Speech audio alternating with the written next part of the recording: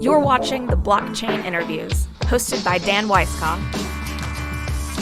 Each episode features interviews with leading industry experts so that viewers can have a deeper understanding of today's quickly evolving blockchain marketplace. Today in the Blockchain Interview series, we have Landon Cassill, a NASCAR race car driver. I'm super excited, Landon, for you joining today. You've been involved in crypto since I think it's 2013, 2014. Is that correct? Yeah, I mean it's definitely it's been a long time. That was my whole journey starts back then. But like a lot of people, I didn't I didn't fully buy in until a couple years later. But a good friend of mine, Josh Wise, actually got sponsorship from the Dogecoin Reddit community. They crowdfunded sponsorship on his race car, and that was one of my first exposures to crypto in general. So before we get into the whole interview about blockchain and crypto, what's it like being a race car driver? I mean, that's like super cool, no? It is a cool job. It's something I've done my whole life, and I've always wanted to be a race car driver, and I really owe my parents everything, just because they're the ones that pushed me and created opportunities for me early in my life. When you're an eight-year-old kid, I think it's really easy for parents to just maybe brush something like race car driving off as like, oh, well, he can watch it on TV, but here's soccer practice and here's basketball and all the normal things that kids do. Where my parents, they saw that in me and saw that I loved it and got me a go-kart and got me four-wheelers and pushed me into those things and allowed me to train and to work on it. So it's a cool profession. I enjoy it. I love it. Just because it's unique, and it also is really opens doors for me.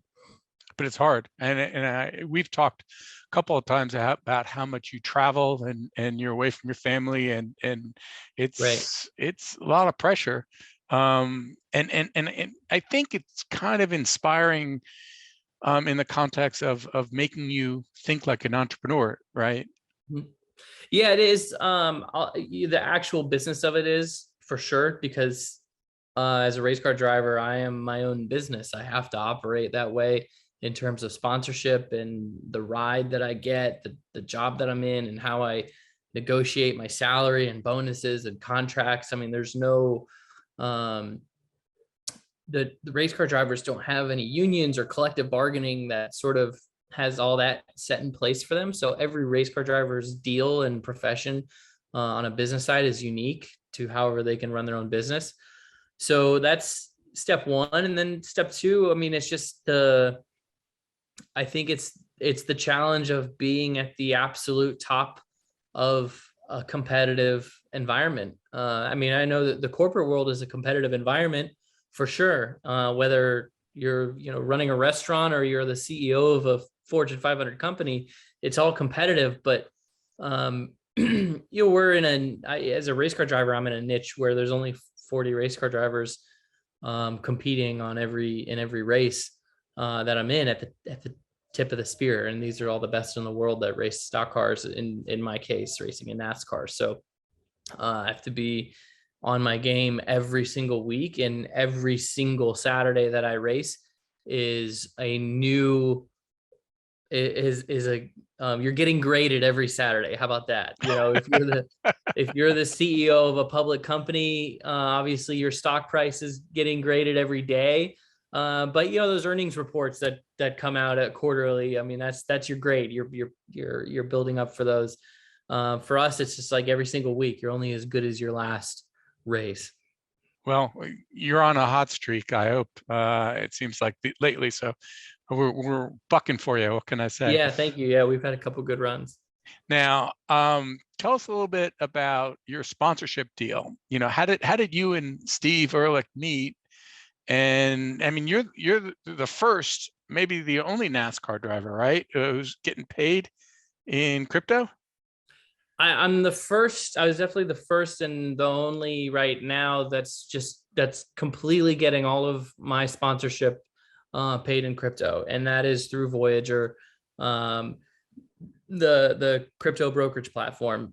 So I'm sure a lot of your listeners, and obviously you guys are very well aware of what Voyager is, but Steve and I got to know each other a couple of years ago. We actually met at a crypto conference out in Las Vegas and just struck up a relationship. Voyager at the time was, just getting going. And there was a lot of marketing, a lot of cool ideas that we had together that we just couldn't do yet. And when Voyager saw its explosive growth last year and had a need to really, scale the platform and scale the user base, that's when we were able to really converge this relationship and say, hey, let's dive into sports marketing and start with NASCAR. And it was really the announcement that we made last year together that Voyager was sponsoring my NASCAR race car full time for the entirety of the 2021 season, or the second half of the 2021 season, and that we were paying in crypto, really put Voyager on the map legitimately from a marketing perspective, and opened a lot of doors for Voyager to have conversations with the Dallas Mavericks.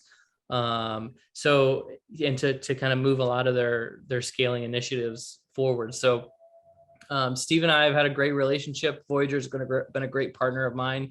I get paid in crypto, which is great for me because I'm pretty much all in on crypto to begin with. So we're going to cover a bunch of things. I'm going to make 3 key points, that I want to cover today. 1, what the advantage is to getting paid in crypto. 2, how you've constructed a portfolio, including staking, right? And then 3rd, you and I were talking last time about your mining experience. I'd love to go there as well with you. So coming back to the questions, right?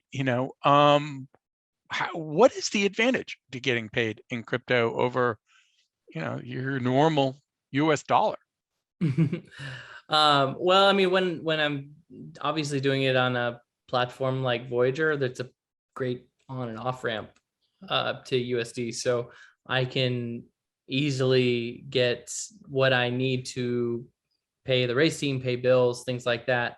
But really, I mean, it's just a direct pipeline for me into the crypto space, which is where, I don't know, maybe it's my generation or where my head's at and our risk tolerance, but it's a direct pipeline for where I want to be with my portfolio and with what I do in the digital world and with my digital assets. So I look at every payment as an opportunity to whether it's buy market dips or DCA into the coins that I'm permanently trying to dollar cost average into, like Bitcoin and Ethereum.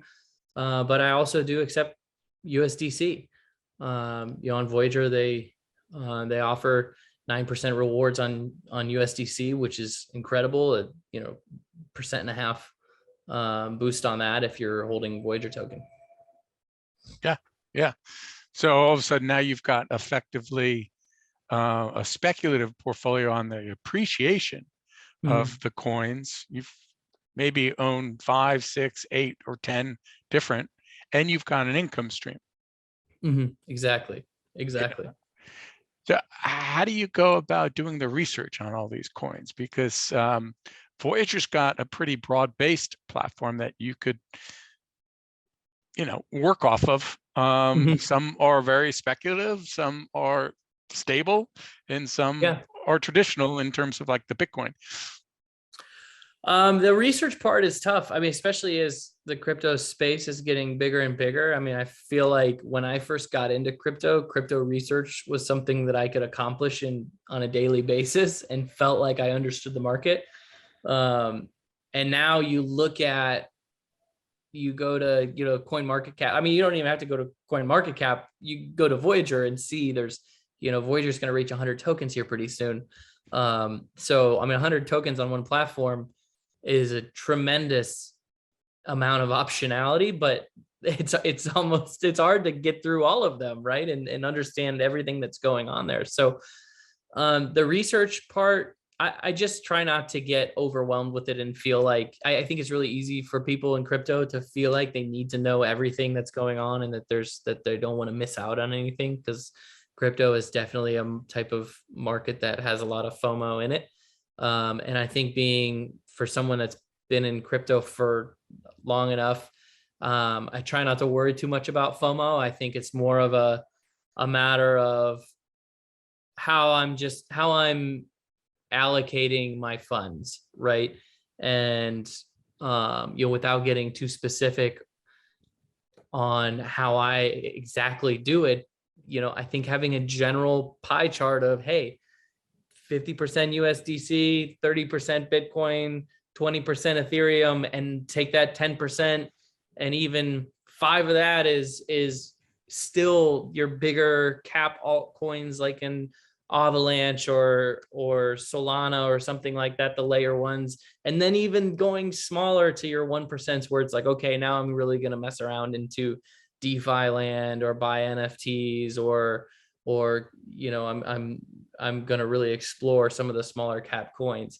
And that 1% is where I think people get caught up in the research that they think they need to be doing, and they're treating that 1% like it should be 50% of their portfolio. And that's not the case. You need to still look at it from a balanced perspective, and say, okay, I'm putting 95% of my portfolio into these assets. And then I'm going to spend some time researching, learning about what's coming next, but I'm not going to FOMO and, go all in on some new coin that is a small cap if I don't know that much about it. Yeah, it's funny because you use the term small cap, right? And that, a lot of people say, I've got a small cap equity portfolio, I've got a mid cap equity portfolio, and I got a large cap. And a large cap is less speculative than the small cap. And along those same lines, you could look at, the coin market, and that's what I think you're saying you do, right? But do you also have equities, by the way, or is, in your investment portfolio? Because we're just talking about the crypto side. You've got a whole diversified strategy, I assume. Yeah, I do. I do have equities in my portfolio, and I contribute monthly to that. That's basically an auto draft that I've been contributing since I was 19 years old, first started racing professionally and making a living on my own. But I haven't scaled that investment up with my income because most of that has gone into crypto in the last several years for myself. So, when I first got into crypto, it was a very small part of my portfolio. When I first bought Bitcoin, when I first started buying mining rigs and started mining, it was only a sliver of my portfolio. But obviously I was into Bitcoin long enough ago, and I still hold every coin that I mined back in those days. So now Bitcoin crypto is turned in, my crypto portfolio has far surpassed what my equities portfolio has done for me through the entirety of the time that I've invested in it. So I still contribute to that side of my portfolio. But yeah, like I said, the bulk of it is in crypto. And it's really just a matter of when it comes to those small caps and that idea of like, okay, how deep do I need to dive into this and research this small coin? And, I'm trying to am I trying to capture a 10 or 20 or 50x return on some project?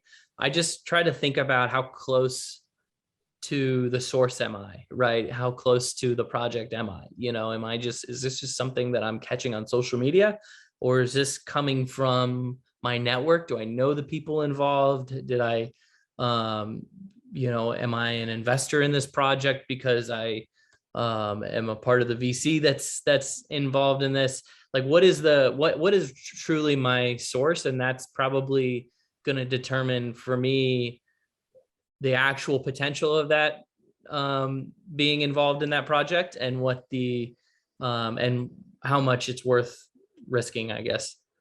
Yeah.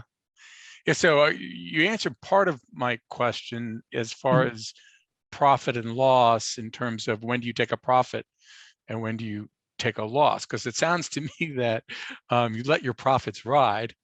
What you're thinking in terms of when it's worked, right? Even in the small, very small position that you've scaled properly into, but it's worked. I mean, do you also look at, when to take a profit on these things, take your money off the table?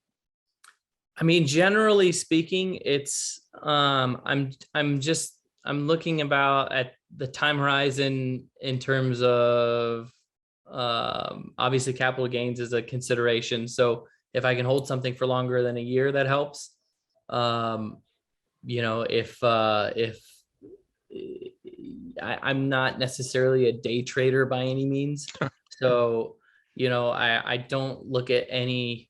I really am not, anything that I'm buying, I'm not really buying it thinking that I'm going to be getting out of it in a month.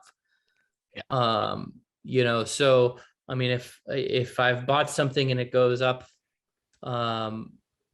substantially in a month and puts me in a position where I say, hey, I should take some profits, then I typically will. But I'm really, generally speaking, I'm looking at almost everything that I buy with a longer time horizon, at least 6 to 12 months. Now, as a race car driver, my perception of you would be that you're a risk taker. Is that correct in the context of your overall portfolio strategy? I guess it depends on who you ask, right? If you ask my dad, who has been investing in real estate his whole career, and is a pretty traditional debt-free mentality type of guy, he would say yes. And I don't, I feel like my generation, I made a comment a few minutes ago, I feel like my generation has some insane high tolerance for risk. I don't know why that is. The first real money I invested was in 2008. I was one of the first kind of year and a half into my first real year of making real money as an adult. I was 18 years old, driving race cars for a living, and I had $100,000. So I put it in the stock market like I was told to do, and within 2 months it went down 30%. And I was like, it was like the most astounding thing I'd ever seen. I was like, what in the hell is this? And obviously I think everybody and yourself and you all probably know what's going on in 2008. And that affected me quite a bit. It actually also affected my job. I lost my ride because of it, not because I put my money in the stock market, but because the sponsors that I had all got their marketing budgets slashed, and some of them went out of business, and it put me out of a job the next couple of years. So it actually really defined my career and the trajectory of my career, everything that happened around 2008. So I don't, I think that there's people my age that have all kinds of different stories like that, where their lives were affected by the financial crisis, and whether they saw their parents lose their homes, or their grandparents or their parents' pensions and retirements, getting just wiped out.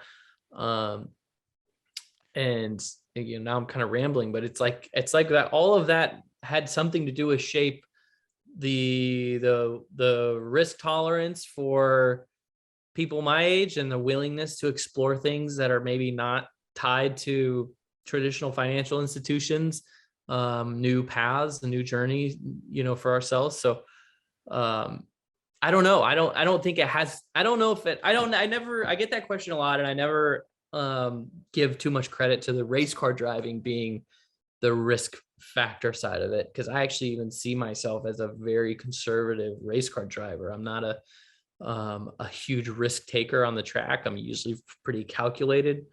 I actually have the safest, one of the lowest crash ratings in NASCAR history for drivers that have as many starts as I do. So good. I don't buy into the idea of, Let's keep it that way. Yeah. We want you to be safe.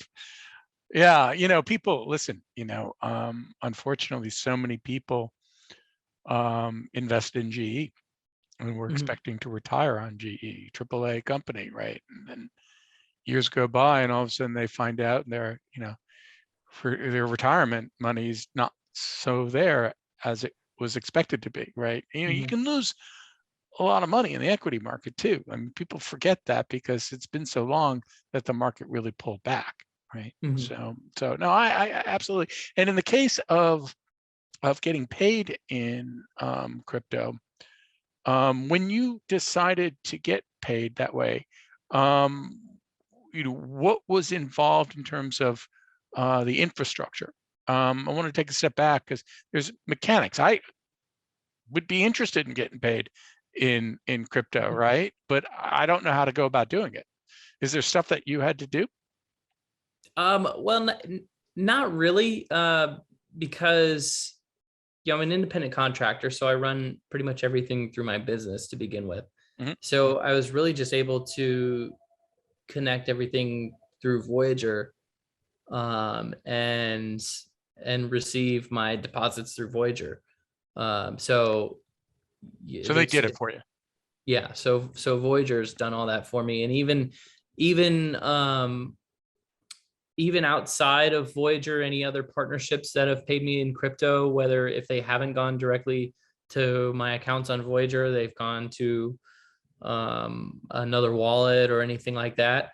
Um, obviously to get to USD, you still using Voyager as an off ramp for the crypto. So um, it's really not that complicated, and I think it's maybe it is as simple because I'm an independent contractor, but even if you were trying to convert a paycheck into crypto, like your payroll or something like that, for someone that isn't an independent contractor, there's products out there that are being built, and I think we'll probably be hearing about even more of them, that will be able to do that with your paycheck. So Hedge is one.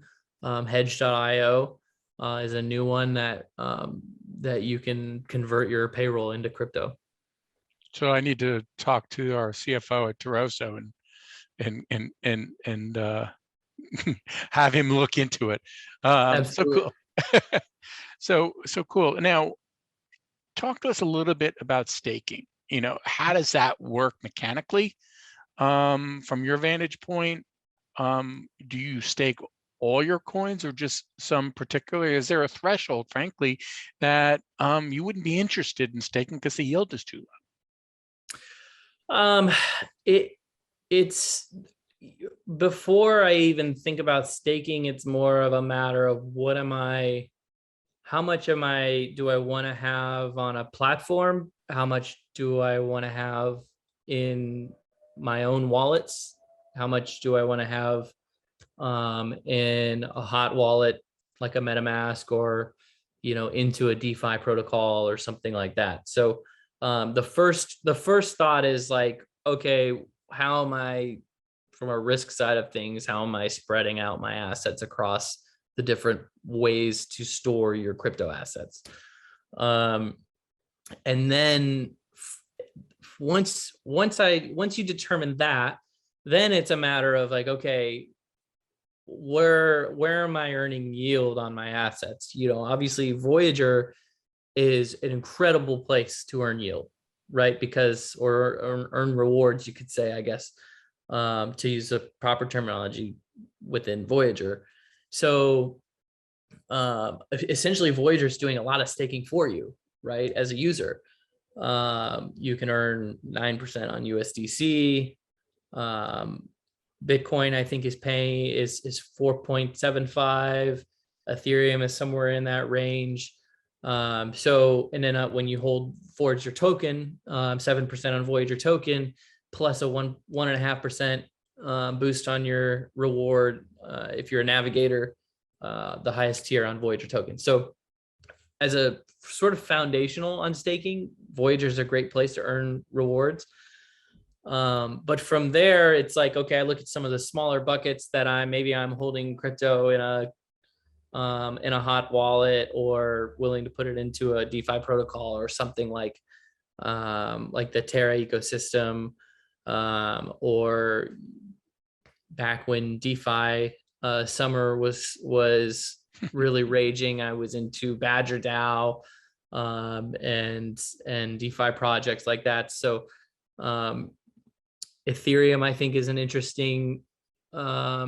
something interesting to look at right now with the merge coming ahead this summer, where the staking on Ethereum is going to increase significantly as the issuance of the token goes down.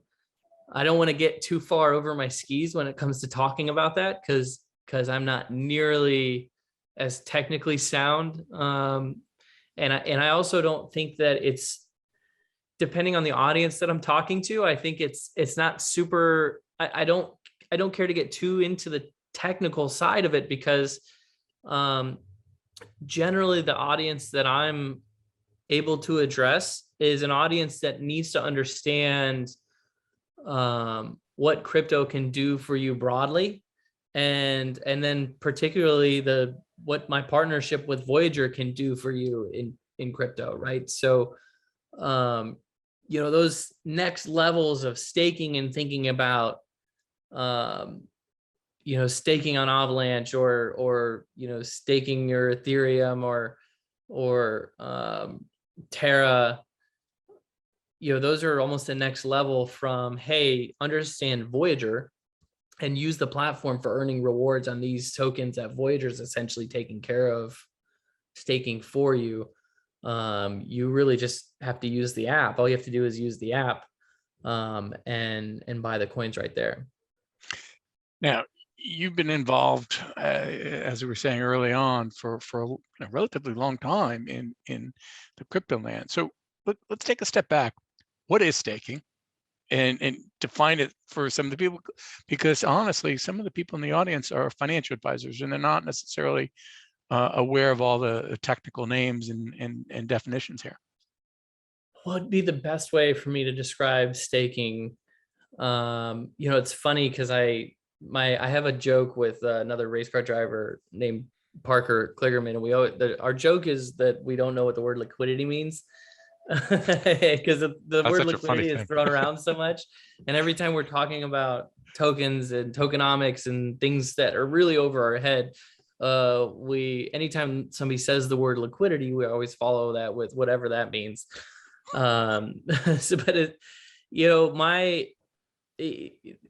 Essentially my understanding of staking is taking supply from this market and locking it up for a period of time in order to earn yield on it. You earn yield for locking it up, but locking it up on those particular blockchains like Ethereum is, would you say, essentially part of securing that blockchain, I guess is the you're getting paid for helping to secure it. Exactly. And it's a yield. It's nice to know that income's coming in. I think it makes a whole lot of sense. That's the service you're providing essentially is part of securing that blockchain, and the reward that you get for securing that blockchain is a yield in that token. So that's, to a financial advisor, that's what staking would be. I'm trying to think of what maybe a real world counterpart would be for that. Well, the whole overall system, right, needs to be secure, kind of like a bond, even though there isn't necessarily a rating agency on what things should yield, right? You're talking about a period of time where you're going to be staking and committing, so you've effectively got some sense of maturity. And the funny one note on that, though, the funny thing about crypto and the decentralized nature of crypto is that the whole point is that you don't need a ratings agency to determine the yield on that bond, right? The free market of crypto, correct, and the open source nature of this decentralized network of properly incentivized, parties is what determines the yield of these staking, whatever it is that you're staking. Sure, sure. Whether it's Ethereum or it could be you're staking an NFT and earning yield on your ape coin or something like that.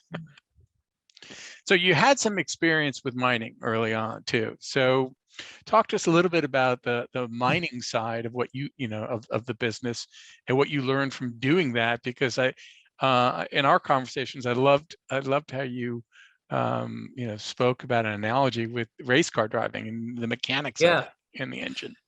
Yeah, I've always brought that up when I talk about mining. So I got into mining Bitcoin because I didn't want to day trade it. And not that I had to do one or the other, but I bought Bitcoin and that wasn't enough for me. I was like, I wanted to dive more into it.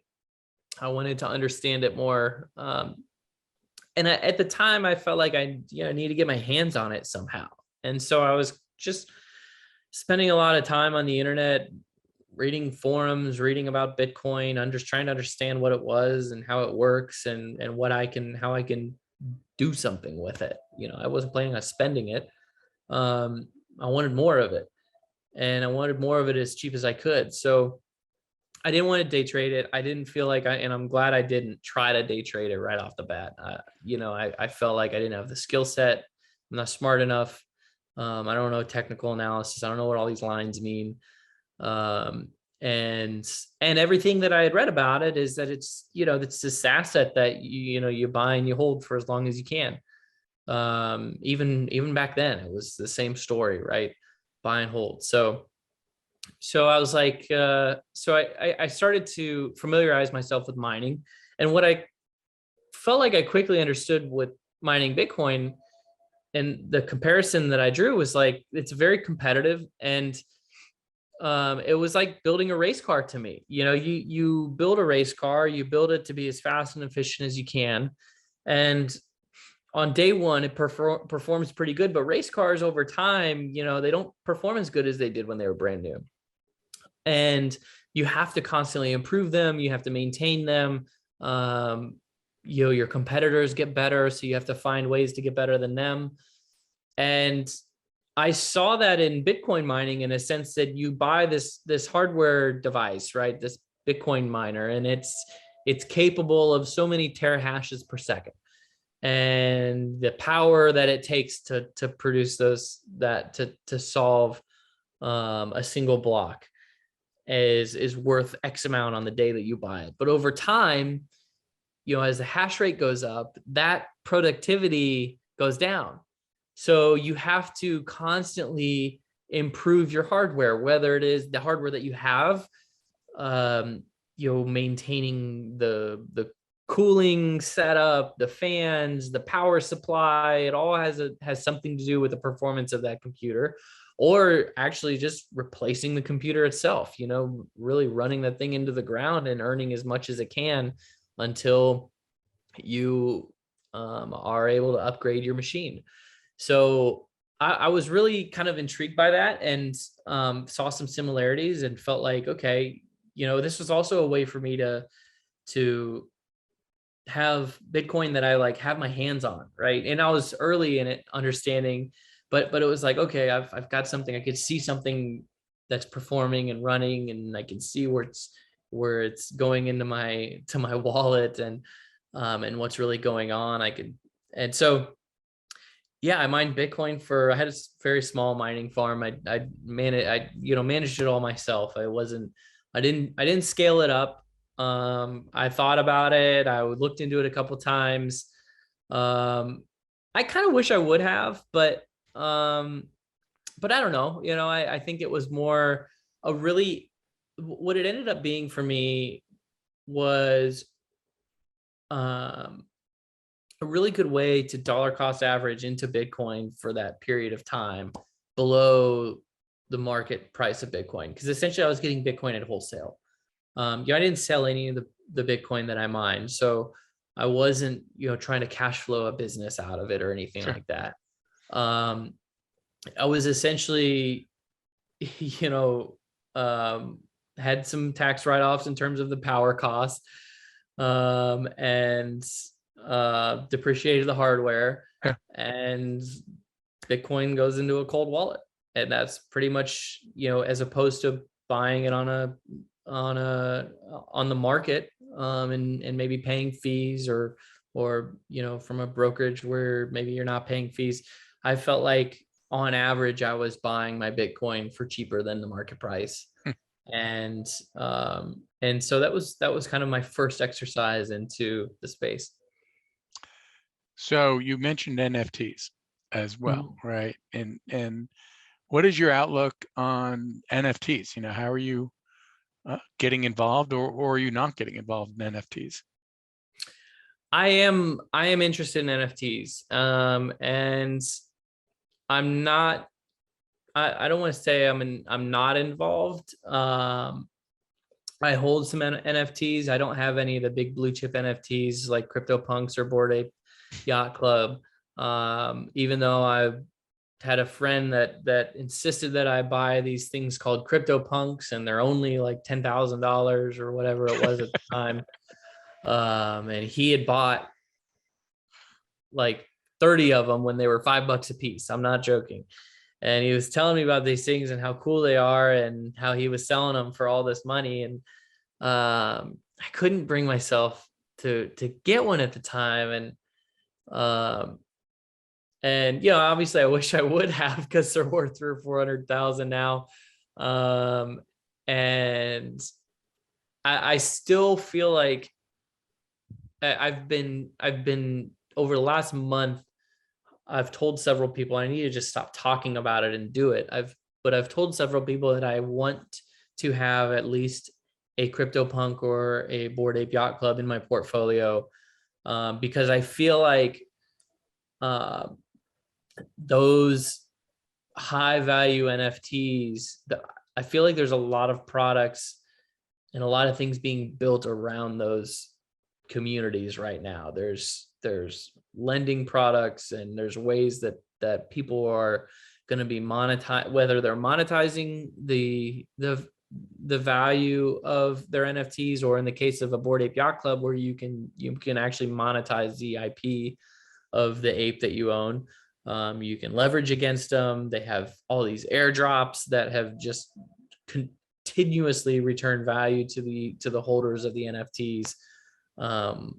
You know, obviously the mutant ape airdrop, you've had the ape coin that's come out. Like, anybody that's been holding, even if you bought a Bored Ape for 200,000 or 300,000 in the last few months, it's returned some decent value to you. So I feel like what I believe in NFTs moving ahead is this incredible community aspect where they're like a Bored Ape Yacht Club. It's an exclusive club that you're essentially buying into. And once you hold one, you have access to these real world events, but you also have access to this culture and this community that has some sort of societal leverage. And we're seeing, you know, we're just seeing new forms of value coming out of that. And I'm really interested to see what new examples comes out in the next year, and what new applications to that come out, because it's beyond just art. It's not, you know, to me, NFTs are not just an art collectible. I think there is some value to that. I don't want to, you know, I'm not trying to just shrug off any artist that creates NFTs and sells their art in the form of an NFT. But, you know, for me, I'm not a big art collector myself anyway. So I think that, but I do believe that art, essentially the value of art is like a social contract anyways. So what doesn't matter to me, it doesn't matter if it's a painting on a wall or if it's an image of an NFT. There's still value there. And we can see all the paintings on your walls. Yeah, I know. Well, it's a new house, so we just it's a new house. We haven't done a lot. There's a little bit on the wall right there. Okay. So Landon, behind you also, you've got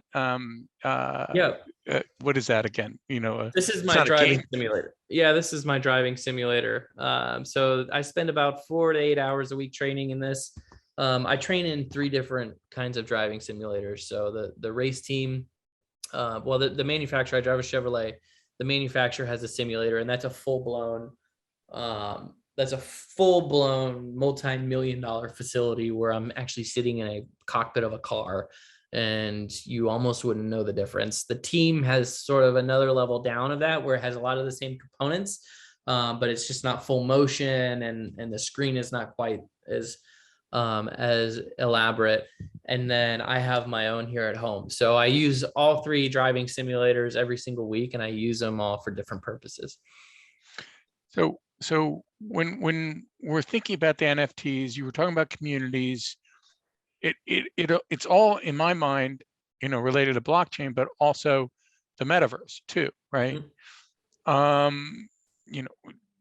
What's your thinking on the metaverse in the context of what you were describing as far as communities, because they are interrelated. You would agree? Mm-hmm.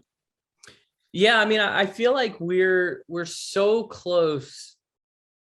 We're so close to already living in the metaverse. Or actually, I don't know the right way to say this. I feel like we already live in the metaverse and we just don't realize it. Well, when you're in your simulator, you are. Yeah, when I'm absolutely. You know what? You're absolutely right. When I'm in my simulator, I'm in the metaverse because I sit in my simulator and I put my headphones on, and all of a sudden I'm in this virtual world where there's race cars. And actually, and let me take it another step further. I connected to Discord where I'm talking to my friends, and they're also in the same virtual world driving cars against me.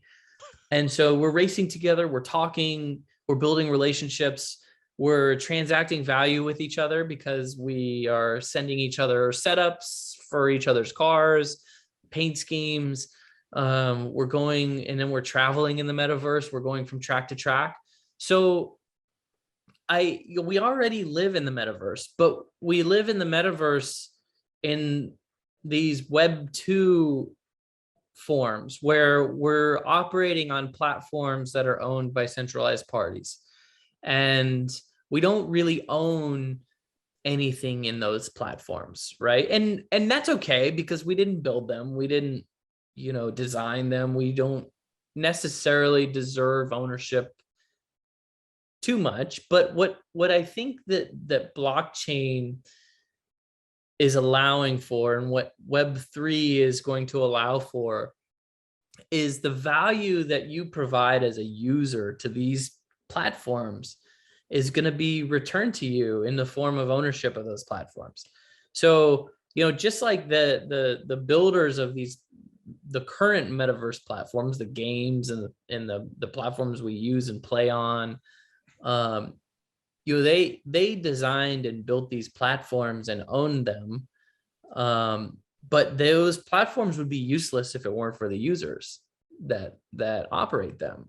And the network effect that we have, the quality of those platforms and their ability to fine tune the features of those platforms would not be possible if it weren't for the users that use them. So it's almost like the next generation of the internet is going to allow people like myself to jump on these platforms and say, hey, I not only do I use this platform and I'm on it every day and I'm racing in it, or I'm talking on this, whatever the Web3 version of Discord is, I own a piece of the platform because I bought the token that represents some sort of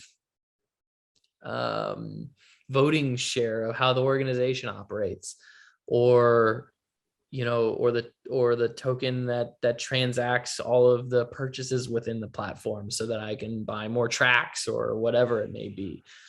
So can we get ahead of ourselves a little bit on like the vision that I just had? So you said there are 40 different teams, right? NASCAR. Mm-hmm.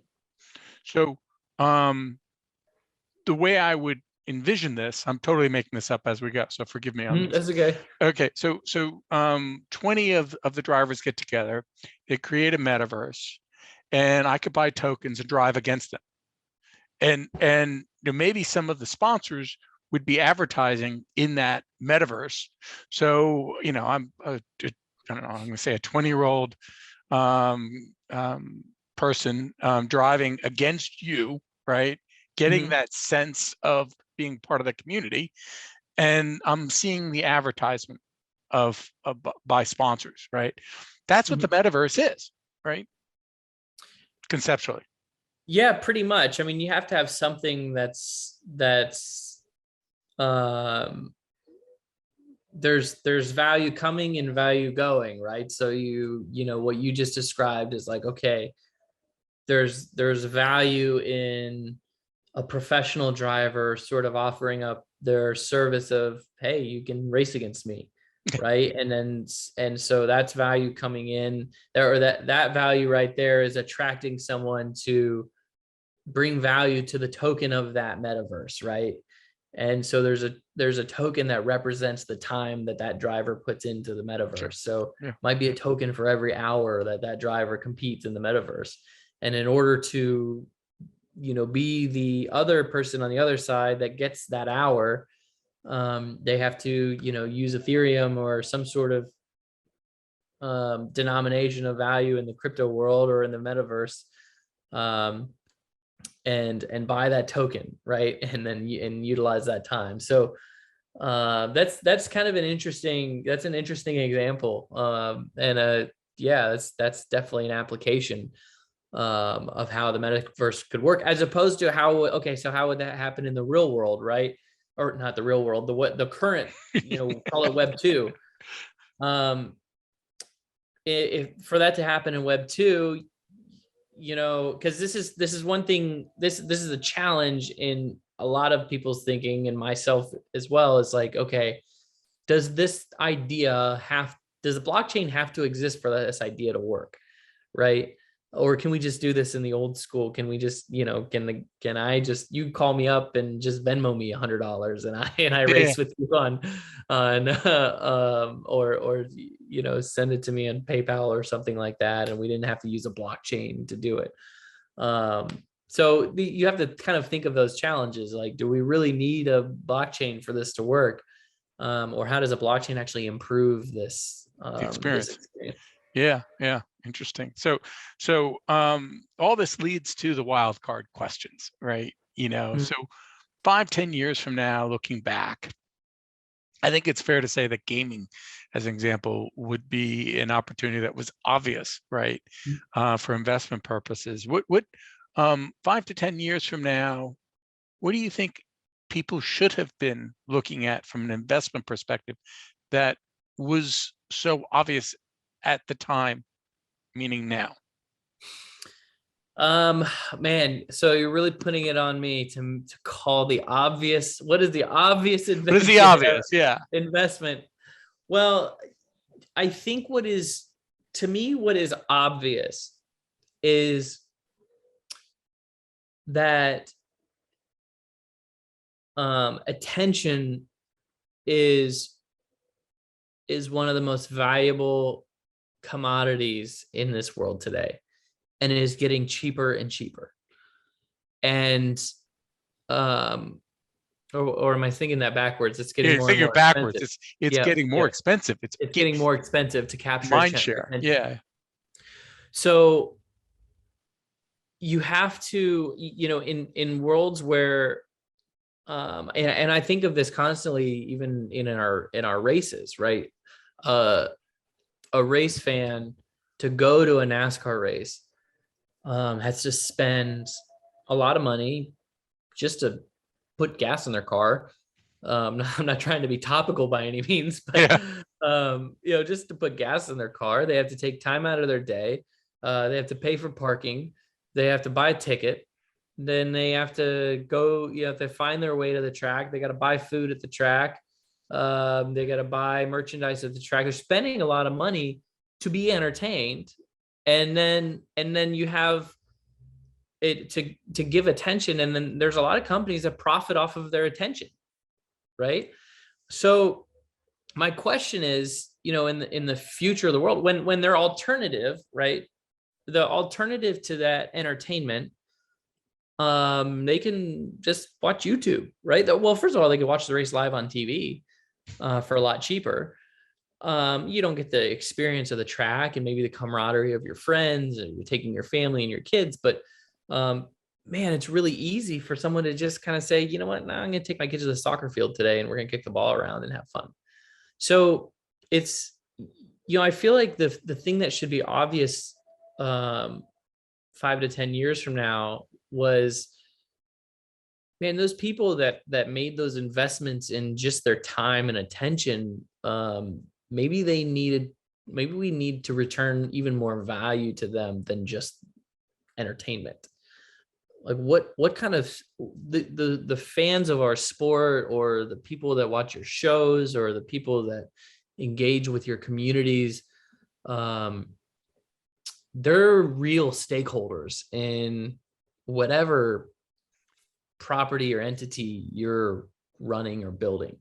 So how are you actually treating them as stakeholders?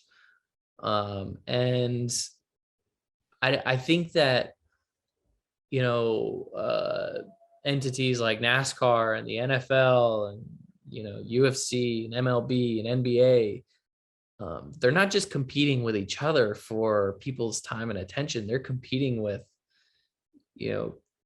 crypto projects that are returning real value and building real wealth for people in exchange for their attention and their time, or gaming platforms that are figuring out how to deliver value and wealth to the people that are playing for hours and hours a day on their platforms. Kind of Facebook as an example, right? Absolutely. Get mad because they're creating the content that Facebook then benefits with the advertising, right? Yeah, absolutely. Yeah. So Absolutely. which brings us to the second wild card question, which is, which industry in your mind will be most changed by the blockchain? Well, it seems like the financial institutions are, I think, the first ones right now that are seeing a change. And I think that it just feels like a gradually then suddenly type thing. Yes. I mean, I to me, Voyager is from in my circle personally, Voyager is much closer to being the future of my financial products, my personal banking, than the banks that I've dealt with in my entire life up to this point, if I look at the next 10 years. And so, the financial institutions might be the first ones that are truly disrupted by this technology. And from there on, like you said, media and social media, I think that obviously we're all very wise and very aware of the influence that the media has had on us especially in the last 6 years, 5-6 years. So it really does seem like there's we could be on the cusp of something of the decentralized nature of blockchain disrupting that. Landon, thanks very much for the time. Appreciate the insights. I'm going to check back with you in about a year from now. I think your point. I think your point about Voyager is really important, where the users of the platform feel like owners, and that encourages them to feel like they want to participate more. It's become self-fulfilling. And that's two things I think that are important about Voyager is that it's a publicly traded company and it has token, right? And so those are two really good opportunities for the users to drive what it is that they want to happen on the platform. And ultimately, you've heard Steve say this plenty of times. I mean, he's building this for the users, right? Like what do they want? What do they need? Do they need Voyager staking for them? Do they need a debit card? Do they need the ability to borrow against their assets? What do they want? What do they need? Landon, thank you very much. I look forward to block and tackling with you in the future. Be well. Yeah.